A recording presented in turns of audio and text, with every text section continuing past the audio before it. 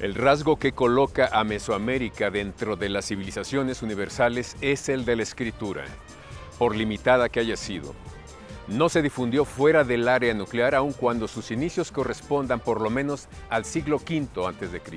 Eso dijo Daniel Cosío Villegas, brillante historiador, sociólogo, economista mexicano, quien honró a nuestra historia prehispánica creando instituciones como el Fondo de Cultura Económica, que está cumpliendo 90 años de existencia.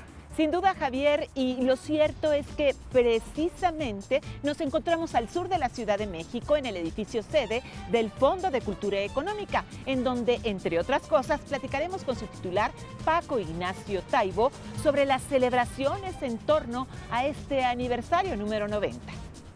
Y en Novedad de la Patria, Francisco Juárez nos va a hablar de las ediciones más vendidas del Fondo de Cultura Económica.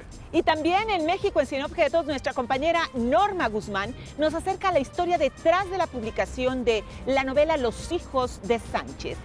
Todo está listo. Comenzamos con la X en la frente.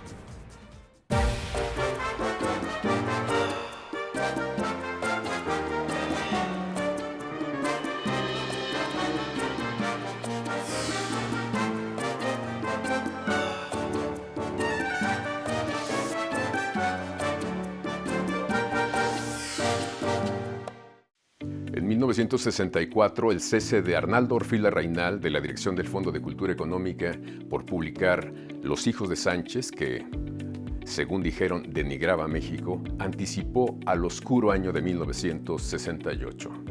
Desde entonces, la designación del director ha sido un buen termómetro para tomarle el pulso político al país. Con Zedillo, el expresidente de la Madrid, fue director del Fondo de Cultura Económica, y con Peña Nieto, José Carreño Carlón, exdirector de Comunicación Social de Carlos Salinas. Para justificar su presencia, fortalecieron consejos editoriales, quienes decidieron publicaciones en función de sus intereses de grupo, más que por criterios editoriales. Así se publicaron varios libros del exgobernador Otto Granados Roldán y de Vicente Fox. Los criterios editoriales deben ser la base de cualquier editorial, como los que llevaron a cabo Daniel Cosío Villegas, quien publicó libros de economía, Arnaldo Orfila, quien creó la colección Breviarios, uno de los signos de identidad de esta casa editora, y recientemente su actual director, Paco Ignacio Taibo II, que ha vaciado las bodegas del Fondo de Cultura, que tenían ediciones completas que nunca circularon. Abarató el precio de los libros y ha lanzado y sostenido una poderosa campaña de fomento a la lectura para llegar a las más pequeñas rancherías. Los inconvenientes de las editoriales comerciales para publicar libros especializados en economía para universitarios llevaría en 1934 al académico y economista Daniel Cosío Villegas a crear un fideicomiso que dio origen al Fondo de Cultura Económica. De esta manera, en 1935, esta casa editorial publicaría sus dos primeros libros llamados El dólar plata, de William P. Shea, y también Karl Marx, de Harold Lasky. Ya para los años 40, esta casa editorial había sacado sus colecciones sobre derecho, política, historia y filosofía. El 2 de enero de 1945 inauguraría su filial en Argentina, y en 1963 haría lo propio con la de Madrid, España.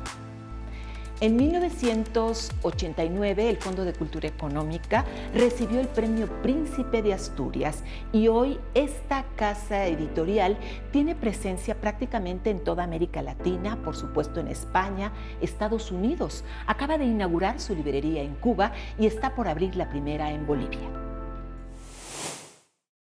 ¿Los 90 años del fondo son una vocación renovada o hay un cambio de...? No, hay un sacudimiento telúrico.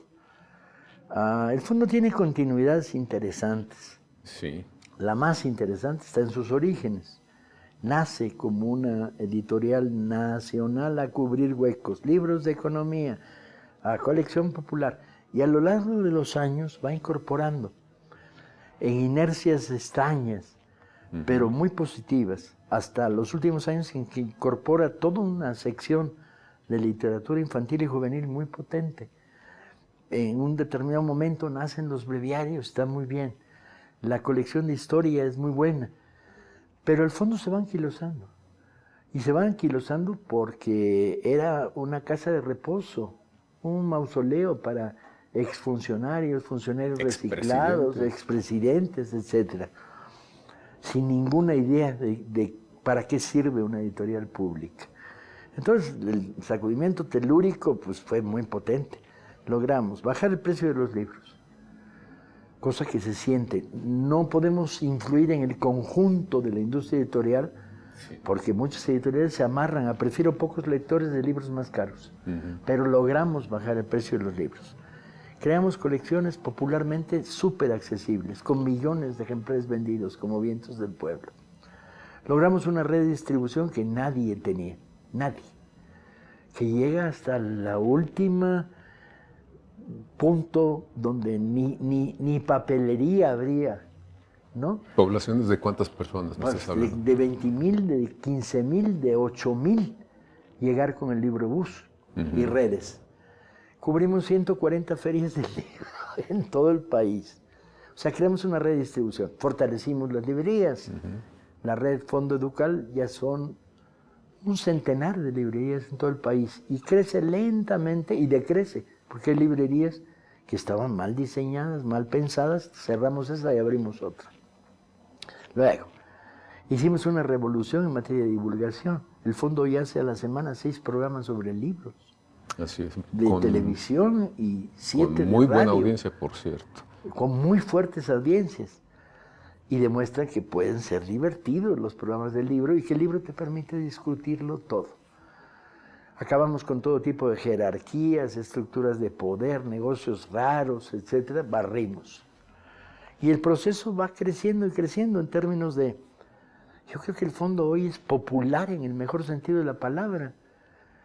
O sea, puedes llegar a un estudiante de clase media, alta, que necesita libro para la escuela, en estudios de enseñanza media y superior, pero también llegas a un CECATI en Veracruz, donde tenemos 14 chavos en un club de lectura. Oye, se ha criticado que el Fondo esté en ese plan de fomentar la lectura, que no es su vocación. ¿Según quién? Bueno, es la parte divertida de la historia. Eso es lo divertido, claro. Es curioso que piensen que una editorial estatal no tiene como uno de sus centros el problema de fomentar la lectura, de ampliar los márgenes de lectura. Hemos encontrado caminos. Uno de ellos es dar la batalla en la educación media, diciendo leer es divertido, ¿sí? Que es lo contrario de las batallas tradicionales, de leer es obligatorio, leer, no, olvídalo. Y una parte importante son los 20,000 clubes de lectura, de abajo hacia arriba en todo el país. Yo diría, somos una empresa comercial, sí, producimos libros, sí, vendemos libros, sí, tenemos librerías, sí, tenemos librerías móviles, sí, tenemos 20,000 clubes de lectura, sí, tenemos programas de televisión, sí, y tendremos más, porque una de las transformaciones que viene en camino es la de darle a la televisión pública mayor fuerza en temas culturales. ¿Pero no la tiene? Mayor. Lo bueno de discutir en estos términos es que siempre puedes decir un poco más y ya ganaste. Cierto. Se puede hacer más. Bueno, tú lo has visto porque tú tienes presencia como Fondo de Cultura promocionando libros en las redes, pero también en los canales, en la televisión, sí, digamos, nunca. Tradicional. Como nunca, en la televisión pública. Y además, porque era obligado, en un país en el cual la televisión privada es una zona de calumnia, tienes que apelar a la televisión pública para volver a buscar información, profundidad y verdad. Los libros te permiten todo eso porque son muy variados los temas, los autores, los intereses. Me da la impresión de que estás pensando como un editor, porque en otro momento el Fondo se había rodeado de algunas voces para decidir qué se publicaba y qué no se publicaba, pero me parece que no eran editores, ¿no? Era un circuito de amistades. El estilo priista de gobernar y luego el estilo panista, que era como el estilo priista pero más analfabeta, estos dos estilos de gobernar hacían que la decisión de qué publico era. Y ahora, arquitecto de moda vinculado al proyecto nacional priista, un libro de lujo. ¿Cuántos ejemplares hago? 4,000. ¿Cuántos vas a vender? 18, 25, No importa, eso no es tema. vale sombrilla. Claro. Destino de ese libro, a las oficinas. Nosotros erradicamos el table book, lo erradicamos. Erradicamos en nuestras librerías y en nuestra editorial los table books y la autosuperación. ¿Para qué? Porque colaboramos a envenenar una población que ya sufre una carga de veneno muy potente. Libros, nuestras librerías no distribuyen superchería médica. ¿Para qué? Que las distribuyan donde ellos quieran. No, los las pueden editores. conseguir donde quieran, claro. Hasta acceso hay. Y eso molesta. Y molesta la pérdida de poder, de cantidad de esta especie de intelectuales al servicio del negocio que representaba su relación con el aparato del Estado. Qué interesante lo que comentas. Tenemos que ir a un corte y regresamos aquí con Lex en la frente. Es importante destacar que este edificio, sede del Fondo de Cultura Económica, fue estrenado en el año de 1992, cuando en ese entonces no se contaba con una biblioteca, debido a que la que originalmente se tenía ubicada en la Avenida Universidad había sido incorporada al Sistema Nacional de Bibliotecas Públicas, a donde se había cedido con antelación. De esta manera, en el año 1991 comenzaría una tarea titánica para integrar y compilar todos los libros con los que hoy cuenta la Biblioteca Gonzalo Robles, que resguarda las publicaciones originales del Fondo de Cultura Económica desde 1934 hasta la fecha. Y se trata de una tarea que se realizó a detalle a través del rescate del archivo histórico, de la correspondencia de autores, así como la conservación de mecanoescritos y también de expedientes de cada obra que hoy se integran en esta biblioteca del Fondo de Cultura Económica. En este sentido, también en este espacio se realizan trabajos de archivo y conservación, y un ejemplo de ello es que se exhibe y se preserva el original mecanoescrito de la novela Balún Canán, con anotaciones de los propios editores y también de su autora, la escritora Rosario Castellanos. Y desde aquí nos vamos con Novedad de la Patria, en donde nuestro compañero Francisco Juárez nos acerca a las publicaciones más vendidas del Fondo de Cultura. El Fondo de Cultura Económica es una editorial sin fines de lucro. Entonces, ¿cómo podemos medir el éxito de sus productos? Veamos. A lo largo de la historia, el Fondo de Cultura Económica ha contado con varios de los más famosos escritores de Hispanoamérica, tantos que José Emilio Pacheco dijo alguna vez: jamás sabré cómo sería el mundo si no existieran los libros del fondo. A través del tiempo podemos medir cuáles son algunos de sus libros más vendidos en las librerías, sin contar con las ventas que se hacen a las bibliotecas públicas o escolares. Antonio Hernández Estrella, gerente comercial del Fondo de Cultura Económica, nos da algunos números, comenzando con el quinto lugar. Las enseñanzas de Don Juan, de Carlos Castaneda, de la colección popular, con 69,442 ejemplares. El Diosero, que es una edición de cuentos de Francisco Rojas González, con 82,000 ejemplares. De el maestro Francisco Hinojosa, La peor señora del mundo, con 210,000 ejemplares. Está un libro infantil de Juan Villoro, que es El libro salvaje, con 213,000 libros. Y en primer lugar, encontramos un clásico de la literatura nacional.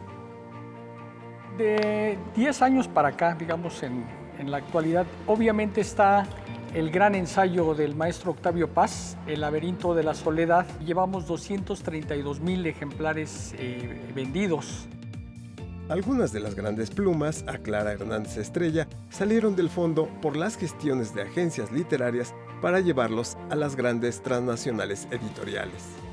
Por ejemplo, el maestro Carlos Fuentes, cuando tuvo sus libros en nuestra colección popular, todas sus novelas tenían unos desplazamientos similares a los que yo les estoy dando. Otro caso fue el de Juan Rulfo. Tenemos también los libros de Juan Rulfo, ¿no? Tenemos las ediciones icónicas del Llano en Llamas, y de Pedro Páramo, que en esas fácilmente pudimos haber desplazado cuando teníamos los derechos 500,000 de ejemplares. La editorial estatal encontró una gran beta en la literatura infantil, con autores como Antonio Ortuño, Mónica Beltrán Brosón, Francisco Hinojosa y Juan Villoro, una revolución que ha llegado hasta la actualidad. Pero además empezaron a salir libros que también se han desplazado por centenares de miles, como El Animalario Universal, un libro muy hermoso que es un libro donde se hace composición de animales a través de tarjetas, o El Gorila de Anthony Brown, o también, por ejemplo, pues todas los libros de crayones de Oliver Jeffers y otros libros que en la actualidad están revolucionando el mundo de los libros infantiles, porque se están distribuyendo en todos lados, como Aquí estamos, como un libro muy bonito que se titula Hay un fantasma en esta casa. Tenemos una producción gigantesca. La creación del Fondo de Cultura Económica fue una idea del maestro Cosío Villegas, que secundó el entonces presidente de México, Lázaro Cárdenas, y fortaleció esta apuesta cultural, a la cual se sumaron grandes escritores, intelectuales y expertos en temas de economía, derecho, historia, filosofía. Porque hay que decir, ellos realizarían esta labor de traducción debido a su gran conocimiento y manejo de nuestro idioma. Continuamos conversando con Paco Ignacio Taibo, titular del Fondo de Cultura Económica. Y más adelante, no se pierda en México en 100 objetos a nuestra compañera Norma Guzmán, que nos acerca a la historia detrás de la publicación del libro Los hijos de Sánchez. A ver, déjame ver si entendí bien. Una editorial pública, la más importante de Hispanoamérica, ¿estaba al servicio de pequeños grupos intelectuales? No, yo creo que estaba al servicio de un gran grupo, que era el grupo del aparato del Estado y todos sus adláteres, cuentachiles, recogedores de la basura, funcionarios de lujo, agregados culturales en medio planeta, etcétera, etcétera. Esta intelectualidad cooptada, que no era muy intelectual, pero sí era muy cooptada. Entonces de repente tienes a todo un sector agraviado, desde los que querían ser editores del fondo, si hubieran ganado las elecciones la derecha contra Andrés, y no pudieron. Yo lo digo muchas veces, yo soy guevarista y bolivariano, pero lo soy porque Andrés ganó las elecciones.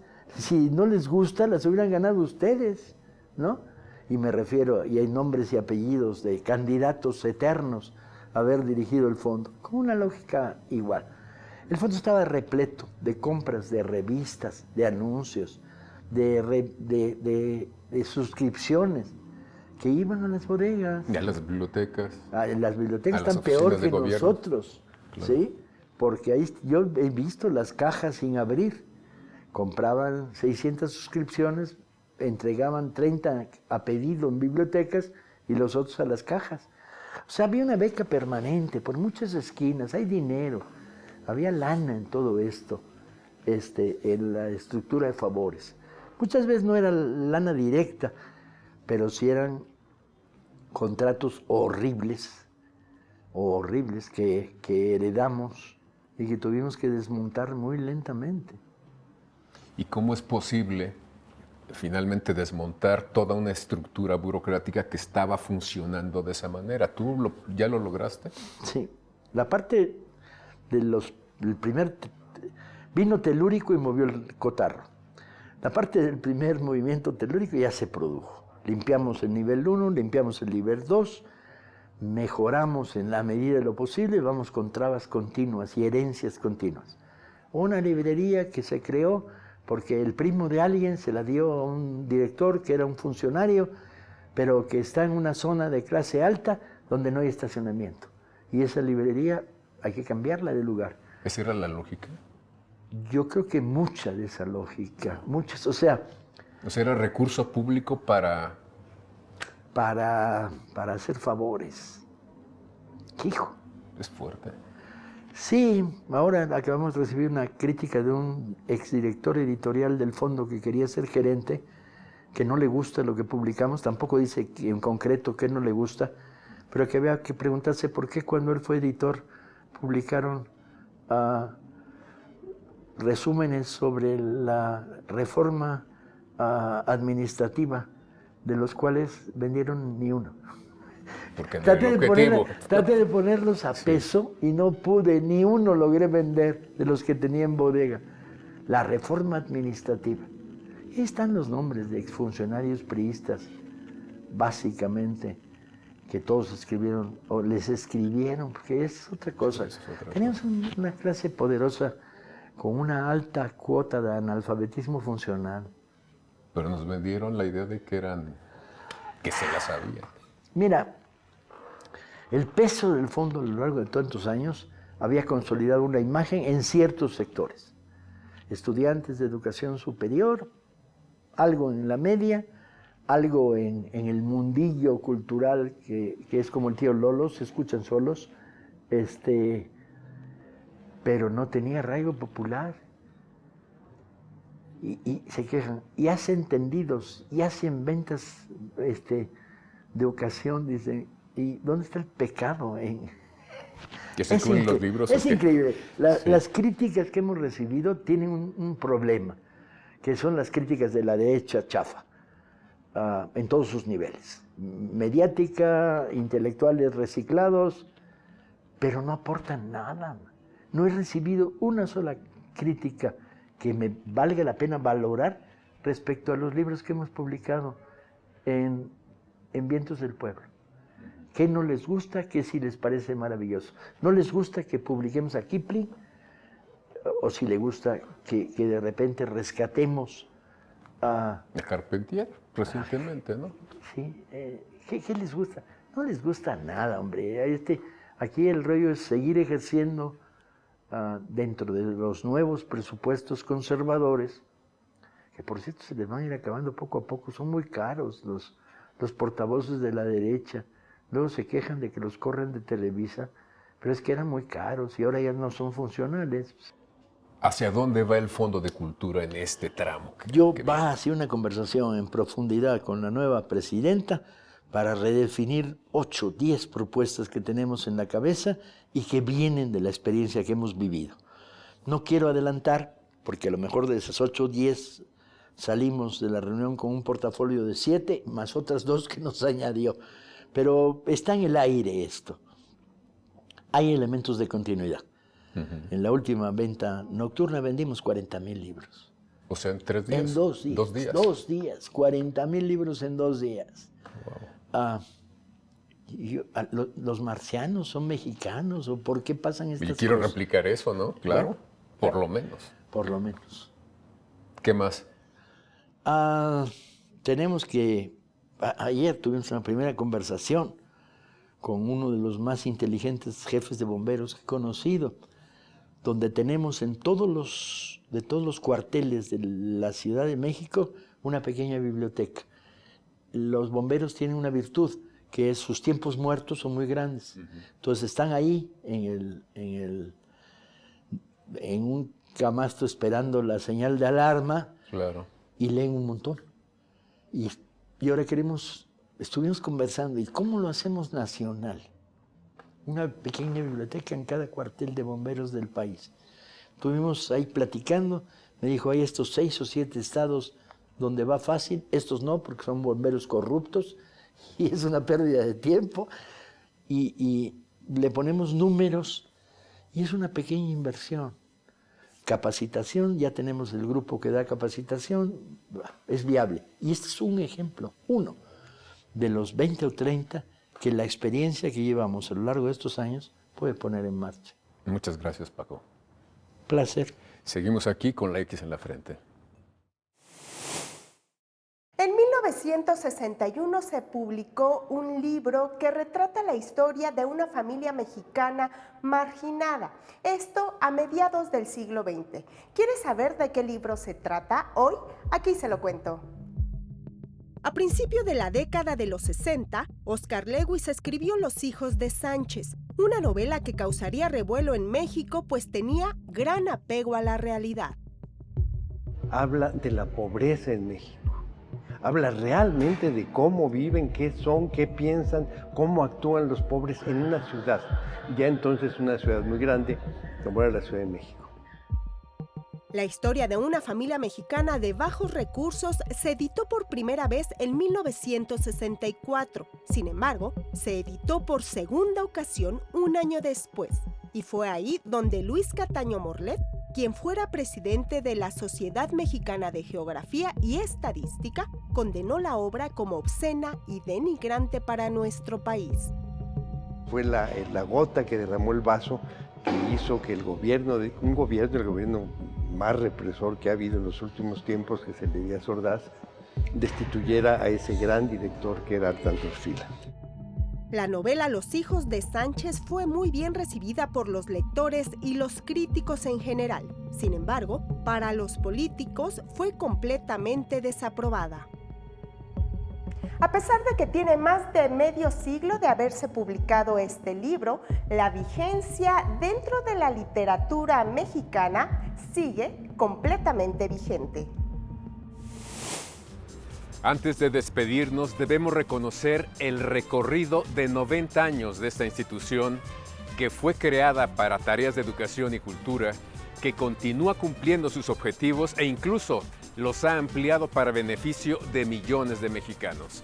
Es muy destacable que el Fondo de Cultura Económica persiste en su tarea de abrir la mente de niños y jóvenes a través del objeto cultural por excelencia, el libro. Muy cierto, Javier, porque sin duda hay que reconocer que el Fondo de Cultura es una gran institución que debemos de cuidar y apoyar desde el principio de que el fomento a la lectura siempre es la mejor apuesta de futuro en un país. Y por eso queremos agradecer al Fondo de Cultura, a su personal, a sus directivos por recibirnos, pero también a nuestro equipo técnico de producción y a ustedes, que siempre son nuestros invitados especiales, aquí con la X en la frente.